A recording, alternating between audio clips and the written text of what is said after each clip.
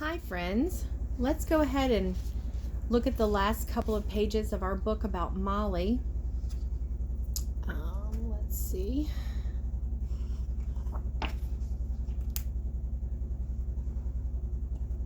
Pages are stuck together.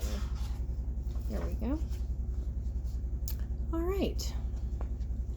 So remember, we're from the point of view of a small child in ancient Mali, a girl, and her family is part of the government. So for her, she sees everything pretty positive because this is a time period when Mali was very rich and thriving, and the Mansa Musa had set up those trade routes, and things were going very well for this territory. You were never hungry. Rice and a thick porridge made of millet were at every meal. Breakfast was a combination of ground millet, tamarind, and sugar mixed with milk to make a porridge. It is called boulé. It was like a runny rice pudding. Your cook made a sauce of fresh vegetables, fish, meat, or chicken to eat with the porridge. Small pancakes made from millet were prepared too. Millet was a grain that was affordable to all people. You knew you were wealthy because rice was always available. Poor people ate only the millet. Dinner was grilled fish caught fresh from the Niger River. The captain fish was your favorite. You also loved to eat tiani, and another type of small fish.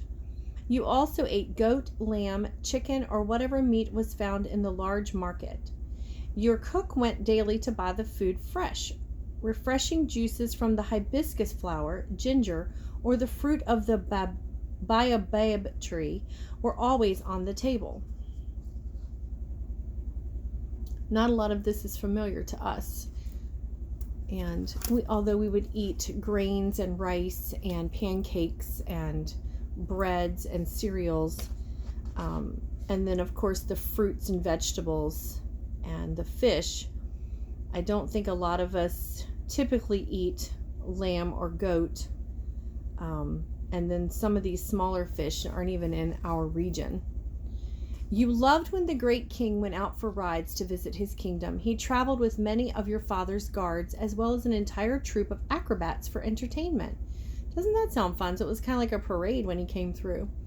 The king was a generous and beloved man. He gave out gifts wherever he went, offering beautiful cloth to nuggets of gold. He believed wealth should be shared. He was the most famous Mansa in your history. Mansa Musa gained this fame because he worked to promote the country to the world. His mission was to make the world aware of his greatness and the greatness of Mali. He traveled to Mecca in Saudi Arabia on a lavish trip, bringing a huge entourage of over 60,000 people. Now, if you remember, we talked about this in class, his long trek and all the people he took with him to promote the country and to promote the trade route. And that was unheard of for a Mansa to travel that far. He went there on a Hajj, or a pilgrimage, in the year 1324. Muslims worldwide make this special trip to pray at one of the most holiest sites in their faith. The Mansa went with tons of gold, spreading so much that it brought a lot of attention to his country. He returned with scholars, artists, architects, and teachers, and as many new ideas to improve life in Mali as he could. Mansa Musa doubled the size of Mali. It was said that Mansa Musa was the wealthiest man in the world at the time.